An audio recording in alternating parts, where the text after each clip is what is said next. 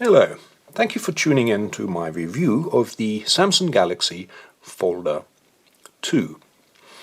This review I shall endeavour to keep as terse as I possibly can, and if you have questions feel free to ask and I will endeavour to respond promptly to your questions. I have two different phones here, and these phones are different for two reasons. One reason is the phone on the left is operating on Android 6, the phone on the right is operating on Android 7. In terms of the differences that creates, that difference is identical to any phone, Samusng Galaxy phone that is operating on either Android 6 or Android 7. For example, the pull-down menu is the same for Android 6, different for Android 7. The options when you press on your settings, again, Android 6, Android 7. Another difference is that on the home screen with Android 6 it is fixed at 4 icons across, but you have the option with Android 7 for 5 icons. Clearly, one of the key differences or advantages of using one of these phones on Android 7 is that potentially it will have a greater longevity than you will with Android 6. I don't know how long, for example, programs such as Messenger, WhatsApp, Hangouts will continue to operate on Android 6. Having said that, they don't seem to come up on Android 7 very often at all. And even some of the phones on Android 6 are ridiculously expensive. People are asking £500–600. I've paid £100–120 for a phone on Android 6. I happen to be a big fan of the flip phone. I love this phone and I'm happy to pay that kind of money. Even on Android 7 I might be prepared to pay a couple of hundred, but it seems to me any more than that, or even £250, is a very steep price for a phone that is essentially quite out of date. Having said that, it is a very usable phone.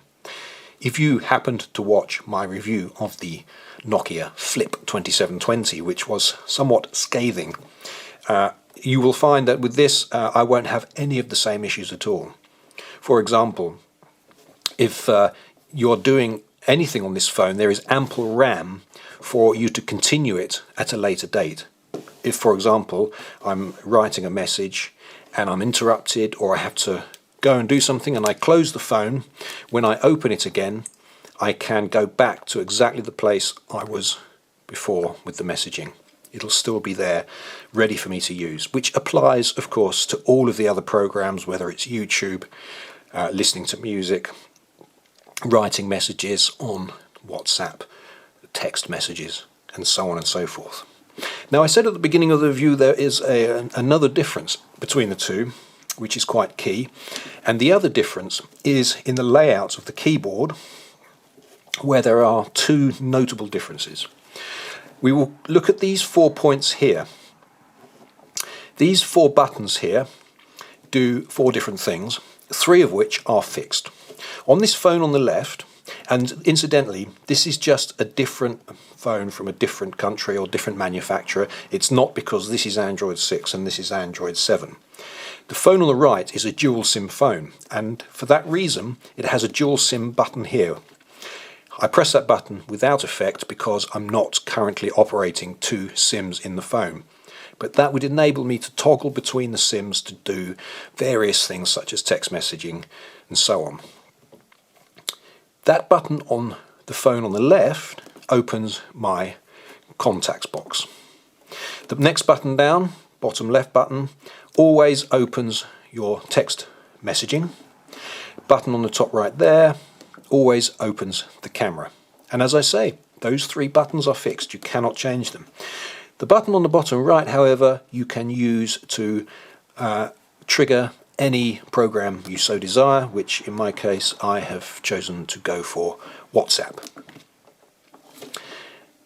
Now, the other physical difference is the position of the spacebar. On the phone on the left, the spacebar is on the right. On the phone on the right, the spacebar is in the middle. This changes a couple of other things ever so slightly. If, for example, I write the word set on both phones, the phone on the left, you can see here, there is a bar showing me 3 words that I could choose, or if I touch the arrow, it gives me 9 words that I could choose, which may or may not include the 3 from before. In the case on the Android 7 phone, I don't have that option of a call-up menu. Instead, I use my navigation box, and I can scroll through the 9 different words on offer. I cannot answer the question, is this because this is Android 6 and this is Android 7, or is this because it is a different keyboard? I don't know what the cause of that difference is. I think there are pros and cons for both. The key advantage on the right here is that when I write my word, if I'm holding the phone in one hand like this and I write the word, I can choose a different word without having to touch the screen. In the case of this phone here, if I write that word and it's not the word I want, then I have to touch the screen. It's likely to cause me to need to use 2 hands. I would like to suggest that you would probably find, regardless of whether the phone was operating on Android 6 or 7, that if that spacebar is positioned on the right, you would end up with that situation there.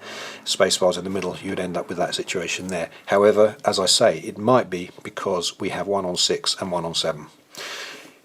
Depending on where the spacebar is means the other 2 buttons will change different things. On the left, this button here is toggling between symbols, A, B, C, so in other words writing messages, words rather, or writing numbers.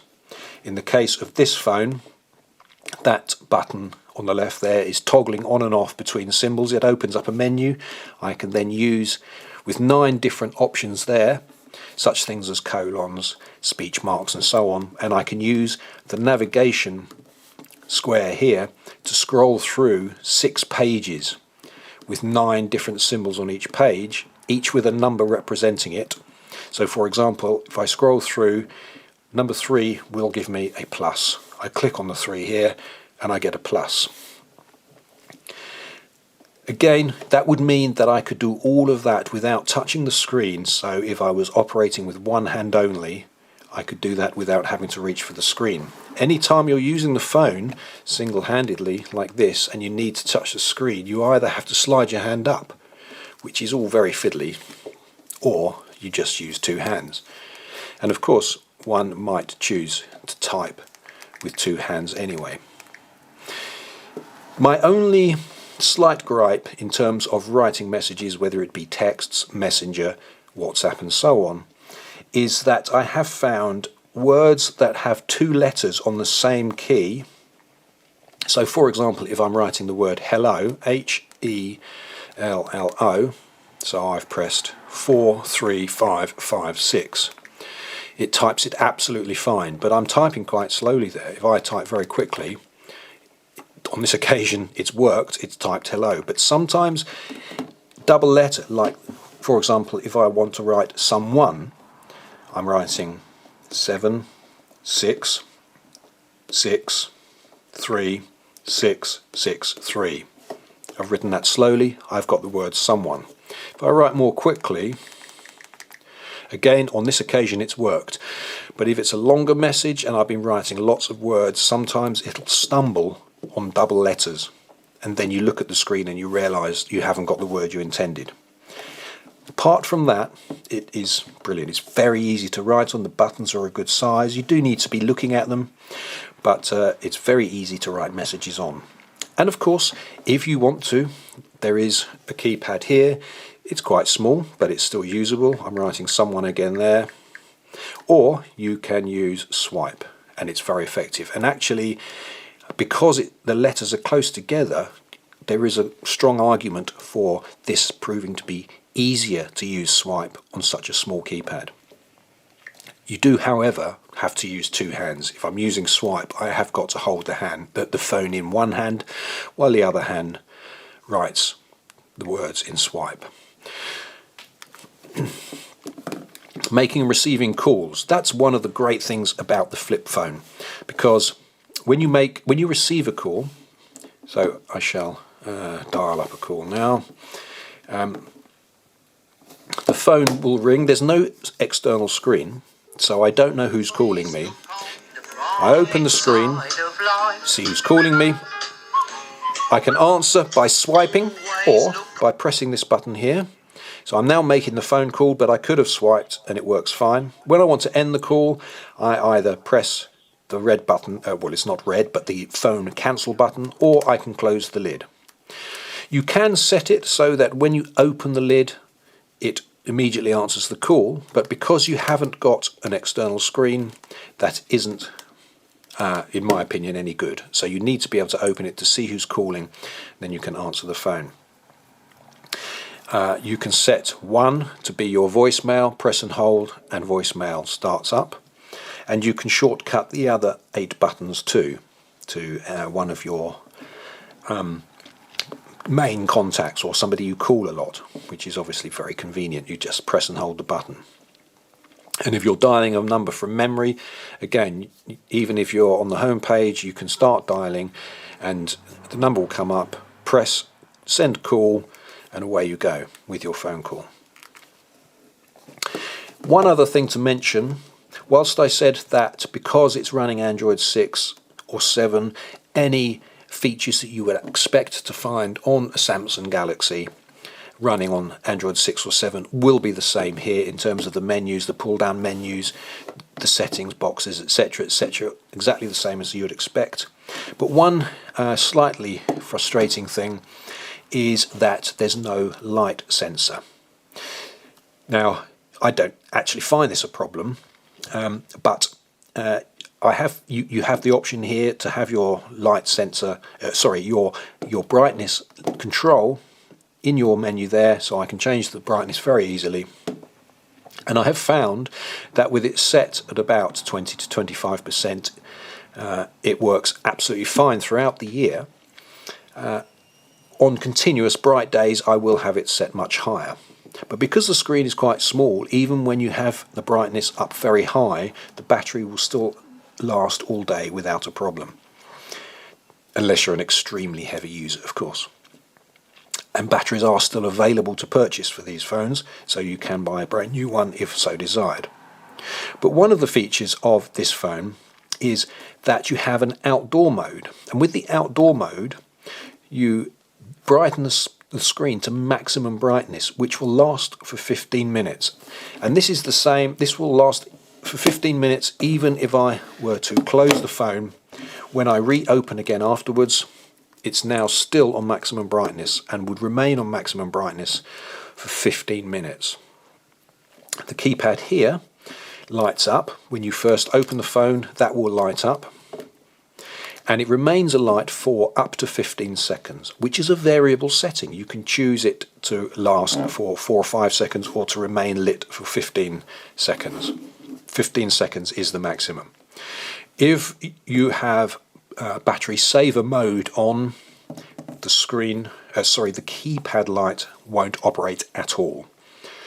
So really you can't expect to use your battery saver mode until the last 5 or 10% of battery life as a desperate measure, because you won't be able to see where you're writing. There is a couple of slightly raised knobs on the 5 there, so you can feel your way around the keypad, but it's basically flat and quite difficult. I have typed in the dark without the keypad lit, and it's not completely impossible, but it's not really viable for any lengthy message, and you will end up finding yourself needing to edit your text. But of course, if you are in battery saver mode, keypad light hasn't lit up, and you want to write a message to somebody, you would be able obviously to use your keypad on the screen.